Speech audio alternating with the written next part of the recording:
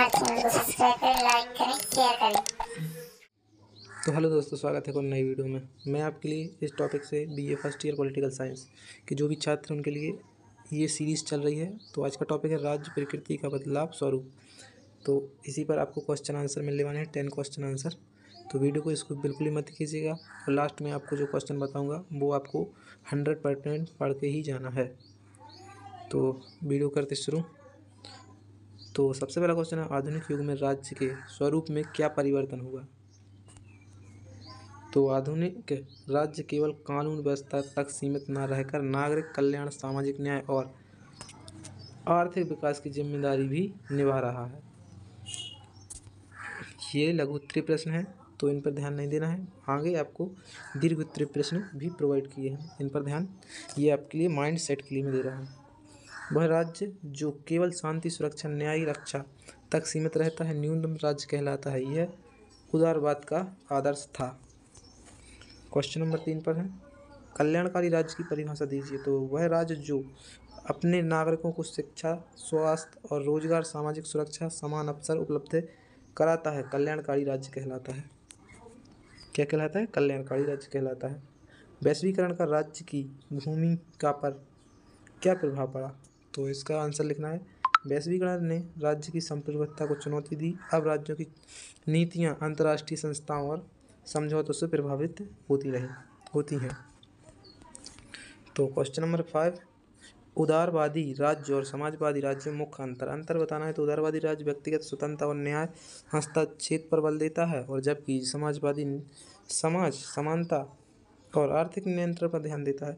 बस इतना ही आपको लिख देना है, और थोड़ा बहुत आप अपने मन से भी लिख सकते हैं ताकि आपकी कॉपी अच्छे से भरे और एग्जाम में अच्छे से आपको नंबर दे सके। तो आप मोस्ट इंपॉर्टेंट क्वेश्चन आ गए, इनको बिल्कुल भी स्किप मत करना है। तो ध्यान से पढ़ें, मैं जो आपको कर रहा हूँ तो आपको याद भी हो जाएगा, तो आप अच्छे से लिख के जाएंगे। तो दीर्घ उत्तरीय प्रश्न शब्द सीमा 200 रहने वाली इन क्वेश्चन आंसर की। तो राज्य प्रकृति के बदलते स्वरूप का परिचय दीजिए। तो परिचय पूछ लिया जाता है, उद्देश्य पूछ लिया जाता है, व्याख्या पूछ ली जाती है, तो एक ही है।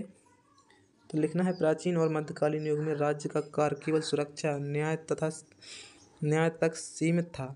आधुनिक युग में औद्योगिक क्रांति, लोकतंत्र, समाजवाद, वैश्वीकरण के प्रभाव से राज्य की प्रकृति बदलती और अब राज्य केवल न्यूनतम शासन न होकर अधिकतम कल्याण का माध्यम बन गया। यह शिक्षा, स्वास्थ्य, गरीबी उन्मूलन, रोजगार, सामाजिक न्याय, समान अवसर प्रदान करता है। साथ ही अंतर्राष्ट्रीय स्तर पर शांति और सहयोग को भी बढ़ावा देता है। आज राज्य की प्रकृति गतिशील है और समय की आवश्यकताओं के अनुसार बदलती रहती है। इतना आपको लिखना है, और थोड़ा बहुत आप मोबाइल से पढ़ सकते हैं, वो भी लिख सकते हैं।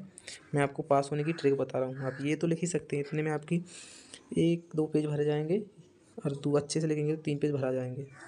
तो अगला क्वेश्चन है, न्यूनतम राज्य से कल्याणकारी राज्य तक के विकास की व्याख्या कीजिए। तो प्रारंभ में उदारवादी राज्य का कार्य केवल आंतरिक शांति बनाए रखना था। क्या था? आंतरिक शांति बनाए रखना था। व्यवहारी आक्रमण से रक्षा करना था। इसे न्यूनतम राज्य भी कहा गया। और औद्योगिक क्रांति और आर्थिक असमानताओं के कारण समाज में गरीबी, शोषण और बेरोजगारी बढ़ी। इसमें राज्य की भूमिका विशिष्ट हुई, वह कल्याणकारी राज्य बन गया। अब राज्य शिक्षा, स्वास्थ्य, सामाजिक सुरक्षा, श्रमिक अधिकार और आर्थिक समानता सुनिश्चित करता है। यह लोकतंत्र को मजबूत बनाता है। क्या बनाता है? लोकतंत्र को मजबूत बनाता है। और अगला क्वेश्चन है, क्वेश्चन नंबर 8 में पूछा है, कल्याणकारी राज्य की विशेषता बताइए। तो विशेषताएं आपको मैंने ऊपर ही बता दी, और इसमें भी पॉइंट वाइज लिख सकते हैं। शिक्षा, स्वास्थ्य, रोजगार की गारंटी। नंबर 2 पर लिख सकते हैं कमजोर वर्गों की सुरक्षा। नंबर 3 पर लिख सकते हैं आर्थिक और सामाजिक समानता। और अगला 4 पर लिख सकते हैं अवसर की समानता। तो और 5 में लिख सकते हैं मौलिक अधिकार, मानवाधिकार की रक्षा, इससे उद्देश्य नागरिक का सर्वांगीण विकास। ये 5 पॉइंट आप लिख सकते हैं, और थोड़ा थोड़ा इनके अंदर लिख सकते हैं, तो आपको एग्जामिनर अच्छे नंबर देगा। तो इस सीरीज़ के लास्ट क्वेश्चन 9वां और 10वां।